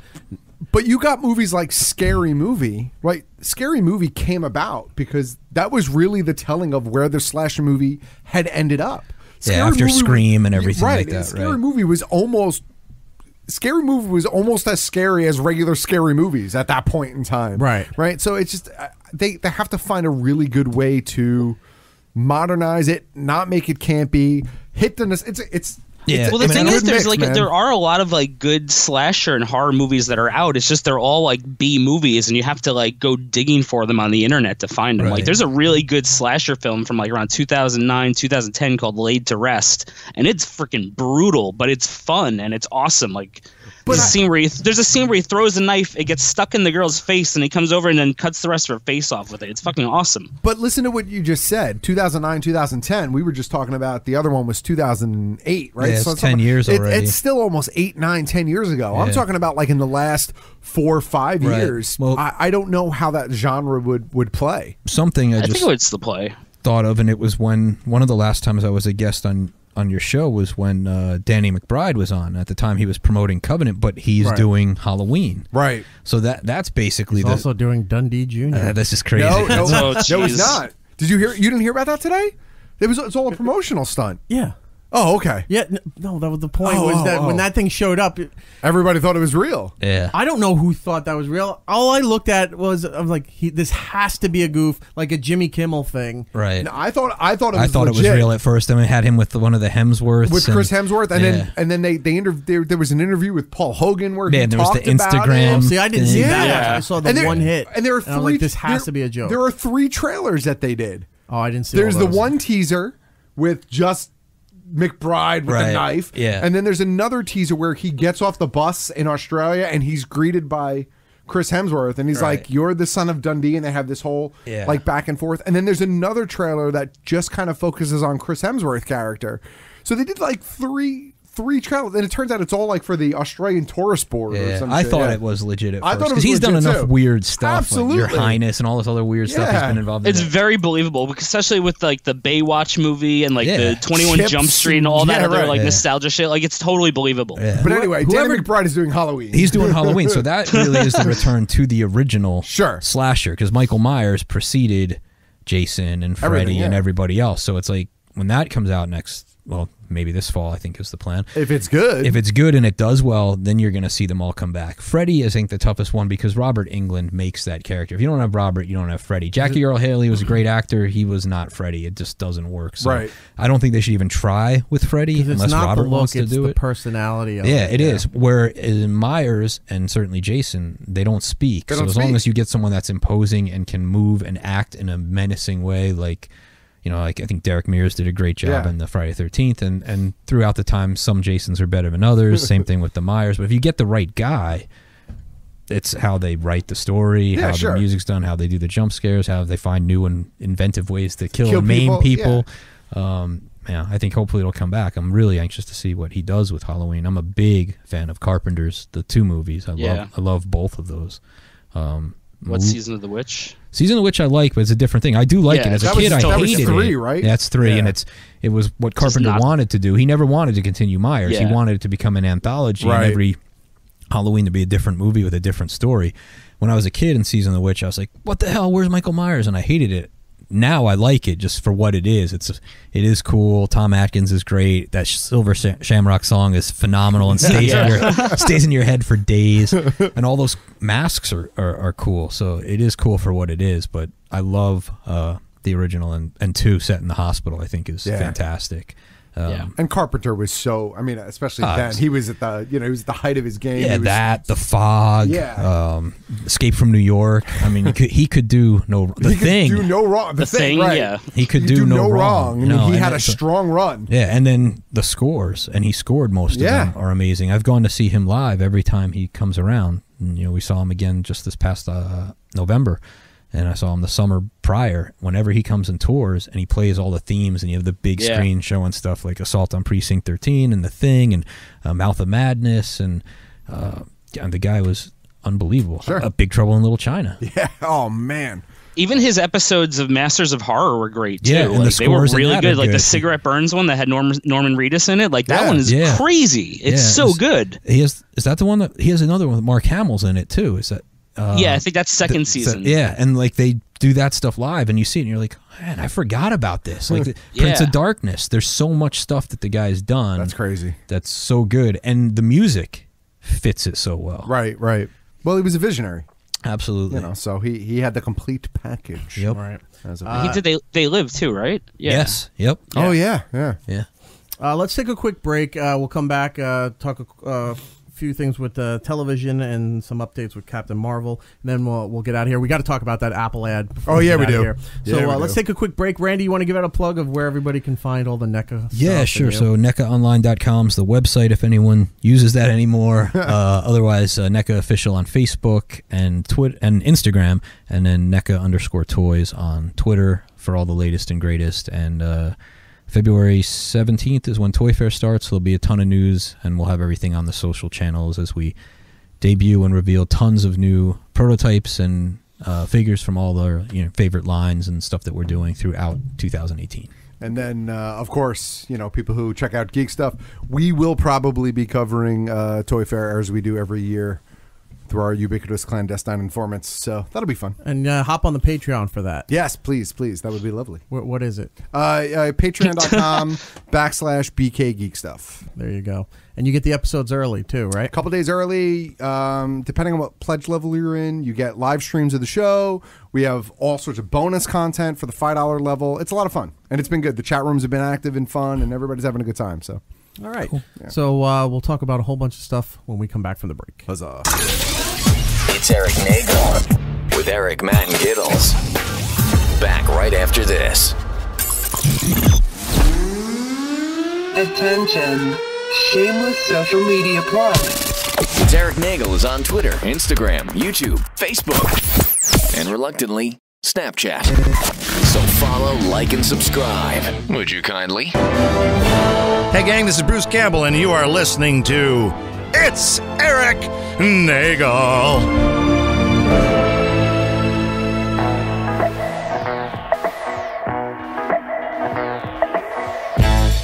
Welcome back to It's Erik Nagel. That is me, Matt OG over there. Hello. Giddles over in the Upside Down. Hey. And our buddy Randy from NECA Toys is also joining us for segment 2. That's right. If you missed segment 1, I don't know how that's possible. You skipped over an hour of quality conversation. That's right. Just to get to segment 2 where we're going to talk TV, movies, and all that fun stuff. Etc., etc. The weekend box office, anybody see Jumanji? It's number 1. It'll probably It's been number 1 for the last couple of weeks. So. Yeah. Going into this weekend, not Super Bowl weekend, Grammy weekend. Right. There's nothing really coming out this weekend other than, I guess, the third installment in the Maze Runner trilogy. Honestly, if I go to the movies this coming weekend, I want to go see The Shape of Water because I still haven't seen it. Yeah, I want to see that. I heard nothing but amazing things about it. I love Del Toro, so I love his monster design. Yeah, it's a beautiful movie. That's what I've heard. And then in a couple of weeks, Winchester comes out, which I said last week I really want to see. Black Panther's in a couple of weeks too. 2 weeks, 2.5, 3 weeks. 16th, February 16th. The Winchester trailer is fantastic. It's just like you know the whole story about the Winchesters. Mm-mm. No. So there's a mansion out in the San Francisco Bay Area where I want to say she was the wife of the guy who created the Winchester rifle. Okay. Winds up, people think she's gone mentally crazy because she thinks she's being haunted by the spirits of people that were killed by the Winchester rifle. So she's multi-millionaire, starts rebuilding her house. Like, stairs go to nowhere, cabinets don't open up, and like you walk into a room that you think is a spacious room and it starts shrinking down that you really can't walk in there. She did all these crazy things, right? Crazy things in the mansion to kind of confuse the spirits so they couldn't get at her. And this explores it even more and puts it into like I guess like an Insidious or maybe a Crimson Peak style world where you're in there, and then the spirits are haunted, like she's locking them into rooms and things like that.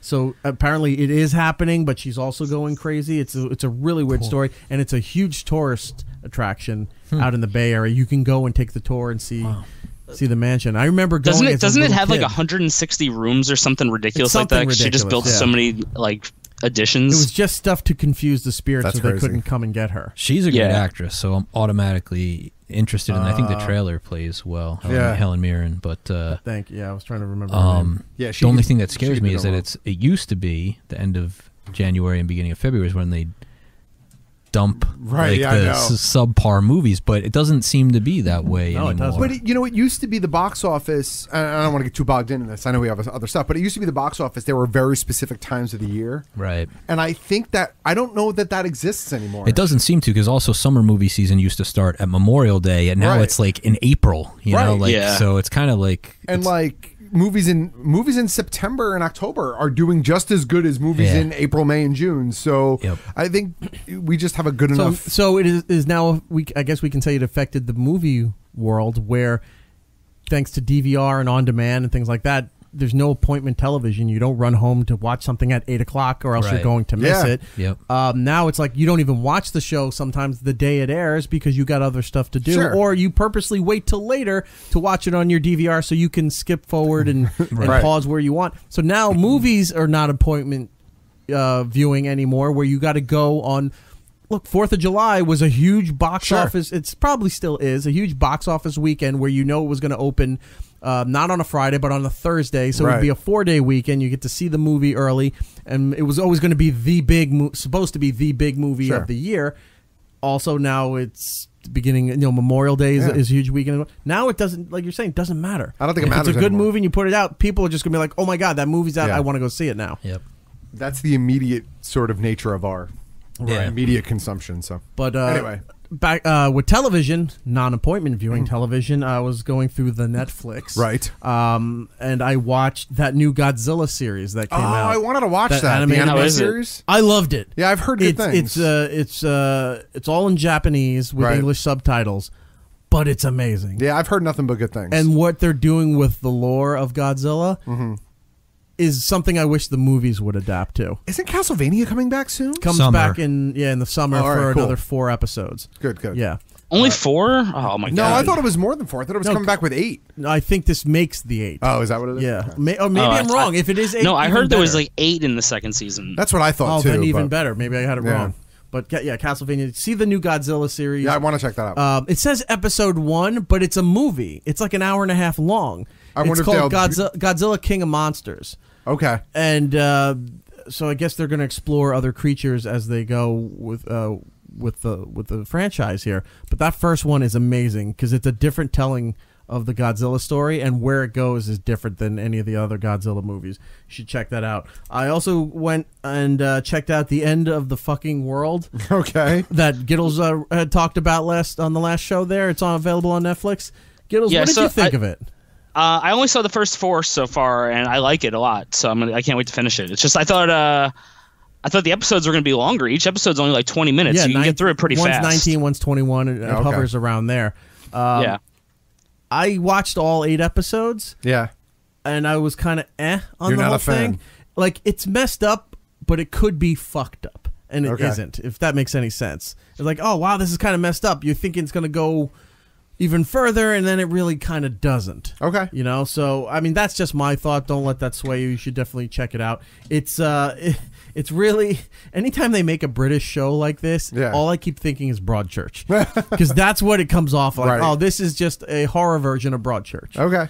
You'll get the feeling of that when you watch that. Then also because they did the Oscar nominations and whatever, and I realized I never saw Get Out. Everybody has seen Get Out. Yeah. I just went and saw, it's on HBO On Demand. If you have HBO, you can watch it for free. Watched it. I was amazed. Because the lead is the guy from the Black Mirror episode, right? With the credits and the cycling and all that. But the whole story of this is no spoiler; it's been out for so long that it's the old Jimmy the Greek thing. Remember when he says the black is the better athlete? Yeah. That's what it is. Like, well, they're thinking that African Americans are a better host for my consciousness. After, as I'm getting to the point where I want to die, I'm going to transplant my consciousness and my brain into their body, and then you're going to just ride along as a passenger. Yeah. It's Black Mirror shit. Yeah, it is. And then Black Mirror did that episode where they were planting brains, subconscious, into other people. So they're going hand in hand with it. But Get Out was very good. Yes, I've heard nothing but amazing things. Any other? Oh, Captain Marvel. You wanted to talk about? Well, we got our first look at Brie Larson in Captain Marvel's armor or suit today. The internet blew up. A lot of people liked it. Some people hated it and were confused by it. I think it looks fine. Some people are saying it's too close to every other Marvel costume that's out there. I don't know. I think it looks blue fine. and black. It's green and black, and some people want to know why it's not blue, red, and gold, which is her current costume. Right. But the character wasn't originally in a costume like that, without getting too bogged down. But some of the original, she's part Kree, sort of, and the Kree's colors have green in them, and so I think what they're trying to do is kind of give us that Kree look to start with, and they'll give her the regular costume somewhere down the line. The movie also takes place in the 90s, so it's an origin film. It's not a current film. So I think there's a lot that's going on with that costume. I don't think that's the final version. It looks very Fantastic Four-ish. Yeah, it looks what I kind of expected it to look like. So I get it. Yeah. All right. Anything else, TV and movies, guys? Altered Carbon is coming out in a couple weeks on Netflix. What is Altered Carbon? It's sort of like a cyberpunk. Yeah.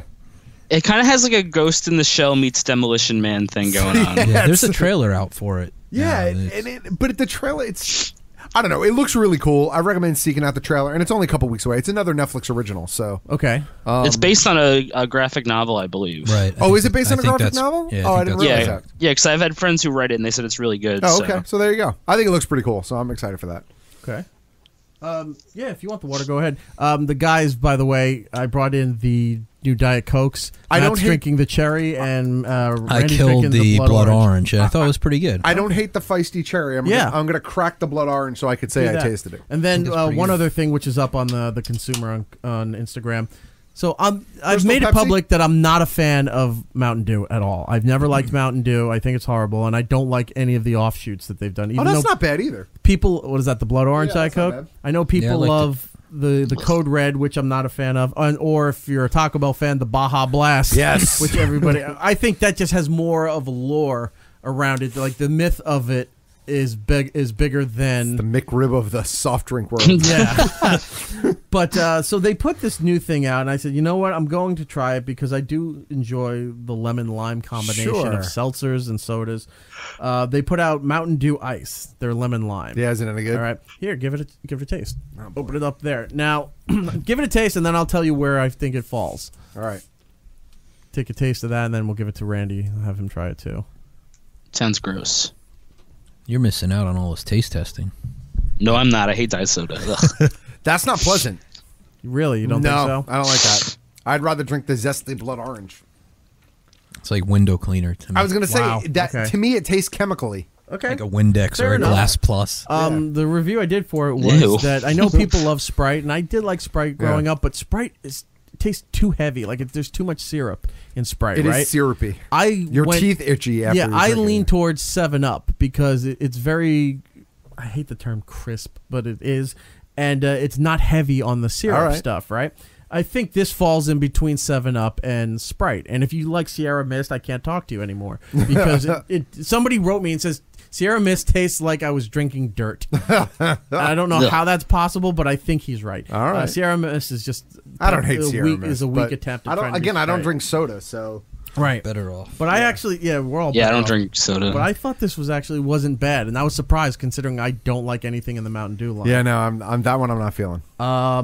You want to talk about the Apple ad before we get out of here? Yeah. Okay. So, because we've all had this feeling, and none of us knew we had this feeling, but we're now being redeemed in the fact that we all have this feeling. So there's a commercial out. It's got like a young girl and a couple of her friends. She's got an iPad. And it's kind of her, and like she's going around New York City, and she's like taking pictures of bugs and creating like her own like Bugs of New York City webpage, and like she's chatting with her friends on like video chat, and like one of her friends breaks his arm, and she like digitally signs his cast and whatever, and it's kind of cute, and it's kind of like going along. Yeah, it's showing all the possible uses, right? And use your imagination because there's things it can do that you didn't even think that you would do in your normal. How life. old is the? She's got to be 10. Okay. Nah, I 10 think to she's 12. a little older than that. I would say like 12 or 13, somewhere in that ballpark. Okay. Because she's Preteen. riding a bike Okay. by herself Okay. in Manhattan, so she's not too young, but she's probably right at that age where she's got a little bit of freedom. Mm-hmm. So I'm watching the commercial. I'm like, oh, this isn't bad. Like, I'm not an iPad user, but I'm like, I get the commercial. I understand what they're doing. And then the last part of the commercial, they show her laying in the grass, and she's got the iPad up, and she's got a folio. It's got a Bluetooth keyboard. She's typing something out. I'm like, all right, this is a good way to end the commercial.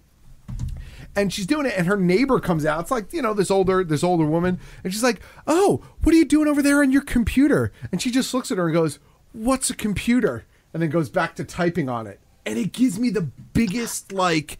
And then it's like end commercial, and that's the commercial. That's the end of the commercial. It's and so stupid. I had this like really visceral reaction to that ending of that commercial. Like, I understand that my rage towards this commercial is completely irrational, but the rage is real. It's somebody real. somebody was channeling his inner Erock. No, But it is ridiculous. It's like they abandoned. Desktops don't matter. iMacs and all that stuff don't matter anymore. And like she doesn't know what a computer. Like, it's just stupid. But here's part of the problem. I watch all of my CW shows now online. I watch them on the CW app, or I watch them on the Seed? CW. No, they have a TV app. Oh, okay. And I watch them on my computer, right? Because whatever, I don't watch them at home anymore. So I watch them on my computer. Well, they run that commercial like 3 or 4 times an episode. So when I'm watching The Flash, that commercial will come up 3 times. Ugh. So not only do I hate that commercial, but it's compounded like 10 times by the end of my week because of all the shit that I watch. I can't skip it.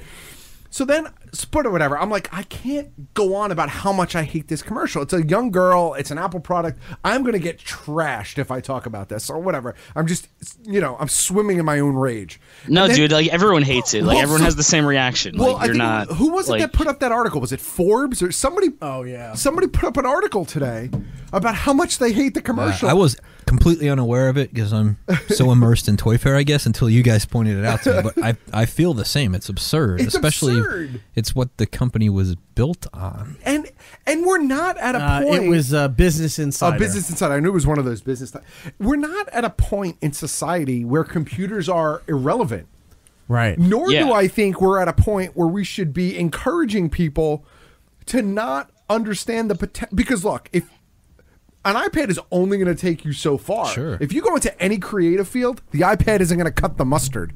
Mm-hmm. Do you know what I mean? If your entire life is like you're a commuter on a train, then an iPad is perfect. Right. But anything past that, you're still using the processing power of a computer. Not to mention the gaming generation still uses computer. Movies can't be made without them. Right. And it's not like the comparison of when you're talking about something and a kid goes, "What's a VCR? What's a cassette tape? What's a Texas Instruments?" Something that you're not using it. But I'm saying that's where that falls into play, where you say something like that, and they're like, "Well, what is that? I don't know what that is."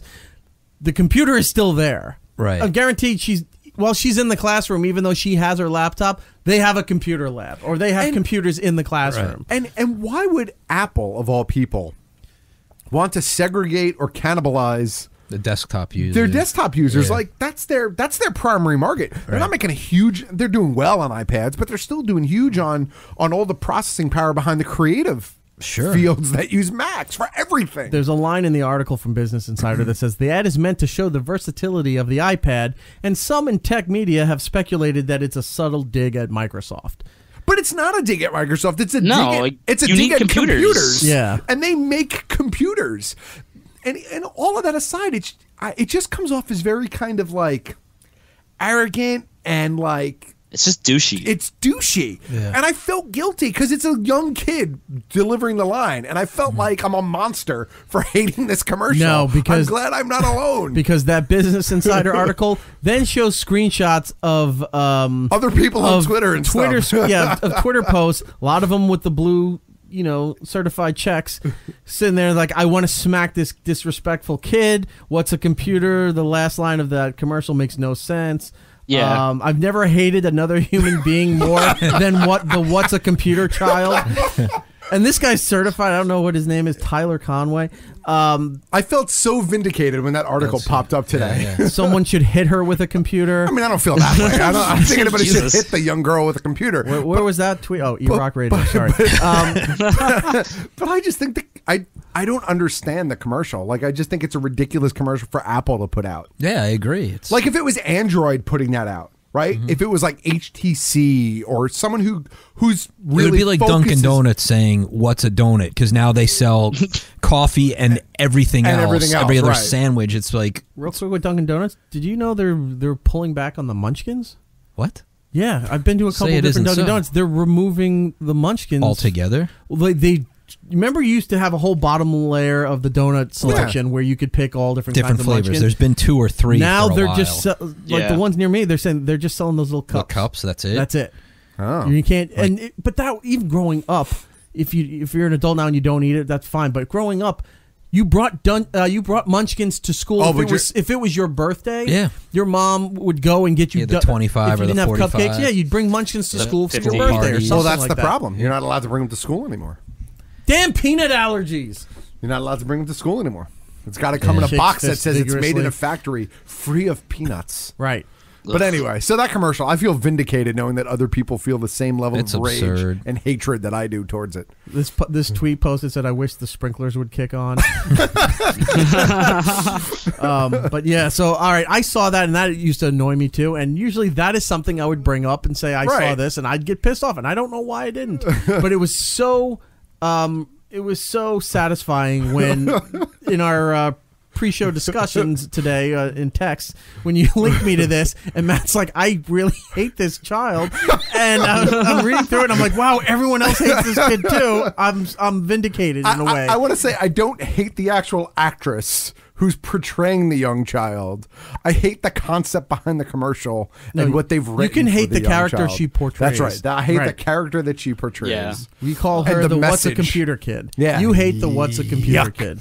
But apparently it's a huge thing. I'm glad I'm not alone. That's all I have to say about that. All right. All right. I don't think there's anything else we need to hit. Unless Randy has something. Since we're on TV, there is a good show. A great book. I finally watched the first episode, Alienist.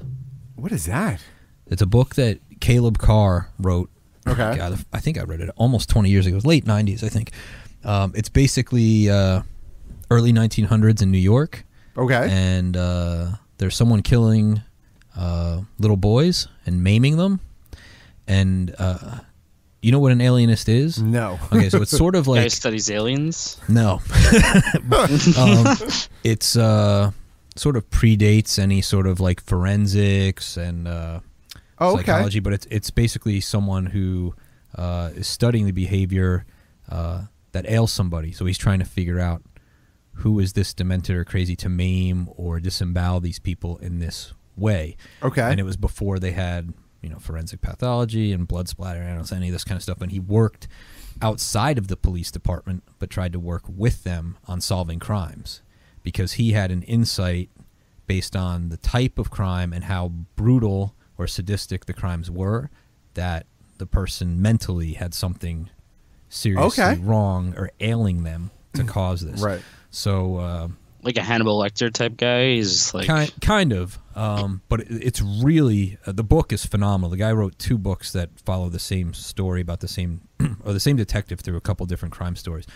But it's on TNT. First episode aired on Sunday or Monday night. I DVR'd it because I loved the book. I said, let's see how the show is. The first episode was fantastic. All right, I got to seek that out. So I'm sure it's on demand. So TNT, you said? Yeah, TNT. TNT. Okay. Cool. I can't remember the main actor's name, but he was in Civil War, and he was in Tarantino's Nazi Hateful movie. Eight? The Nazi one. Inglourious Bastards? Inglourious Bastards, thank you. Yeah, Daniel Bruhl. Yeah, that guy. Yeah. So he's the main lead as the inspector, and Dakota Fanning is in it. Dr. Daniel Bruhl. Excellent. He plays Dr. Laszlo Krasler. Yeah. My pick of the week, read that book because it's awesome, and watch the show. All right. Alienist. And it's where's the show on again? TNT. Yeah, I'm sure it's on demand. They've aired it a few times already, but I loved it. Yeah, he played Zemo in Civil War. Mm-hmm.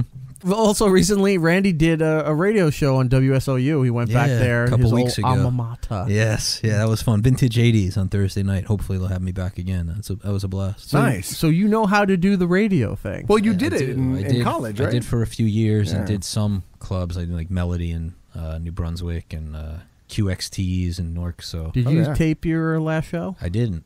Damn it. I was going to say, could you give it to us? We'll put it out on the thing here. Let everybody hear what you can do. I need to do that. You should ask them. They might have taped it. Yeah, they might have a recording of it. Yeah, reach out to them, see if they... Because a lot of those studios record that stuff. See if they have an archive of your last show. And SOU is just big enough, you know? Yeah, that's true. It was fun. We've said it before, SOU is a weird cult. I love SOU. Because I know people do because it's one of the... It's a college-level commercial station where they play... hard rock, heavy metal, a lot of things you don't find in traditional commercial radio Punk, anymore. Ska, hardcore, metal. But they all treat it like it's a pirate ship, you know? And everybody's like, do you know SOU? It's like, how do you know about SOU? It's like being involved, like, if you were a Stonecutter, it would be the same level. It's like Fight Club. Because their broadcast radius is finite because of where it is. Right. But if you're anywhere in this area of North Jersey and you like any of that type of music, you know SOU. They used to like go to the bunch of the clubs and they would be at concerts promoting and stuff like that. The station broke a lot of bands certainly in the late 80s. I mean, they were the first station because it was college radio was playing stuff like Nirvana before anyone else, and Pearl Jam and Alice in Chains, like all the grunge stuff started at college radio just in the same way like REM did, 10 years prior.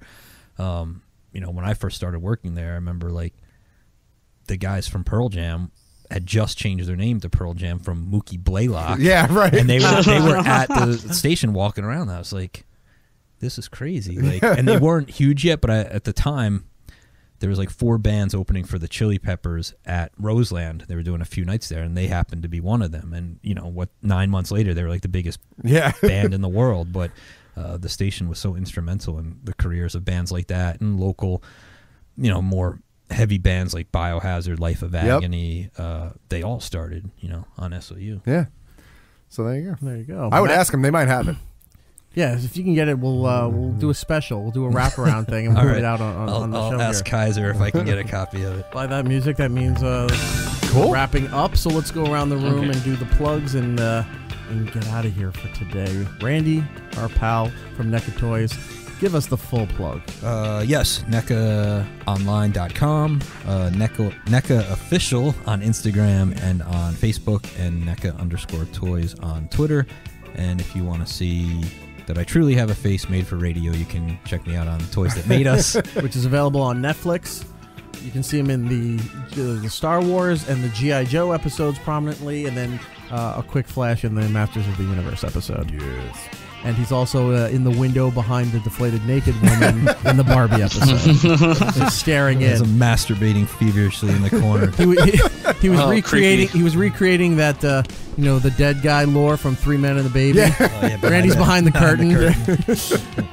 All right, Matt OG, what do you have? You can find me, Geek Stuff OG, across all of these social media platforms, including the PlayStation Network. Of course, new episodes of Geek Stuff go up online every Thursday over at bkgeekstuff.com, and of course, patreon.com/bkgeekstuff if you want to support us there. All right, Giddles, what do you have? Giddlebase on Twitter, Instagram, and Xbox Live. Hit me up if you want to play some Overwatch, and Yeah, that's all I got. I think I'm doing a mac and cheese takedown sometime in February, but I don't know the date yet. I was going to ask when you were doing another takedown because I've seen some happen online, and I was like, oh, Giddles isn't a part of those.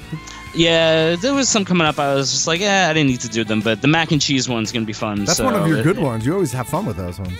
Yeah, I got a good idea for this year, but I'm not going to say it yet. And also with Overwatch, I just had to download another update for my Xbox, but Giddles was telling me that they put a whole bunch of new maps up there, new characters, skins, whatever. Yeah. We got a lot of feedback from our Overwatch League talk last week, which is great. Where now I think we really do need to win Powerball to make this a reality. To buy an Overwatch Let's do it. League So team? let's win the Powerball, and we'll make our Overwatch League, and then we will kick everyone's asses or die trying. Huzzah. Either Die one. trying. For the show, it's Erik Nagel across the board on social media. It's ErikNagel.com. Has all the links to find the show where you can stream it. All our social media stuff is up there, and the consumer stuff is there as well. And for me, eRock Radio across the board and Xbox if you want to play along. I think that's it, right? Yep. All right. Until next time, everybody, be seeing you. It's Erik Nagel.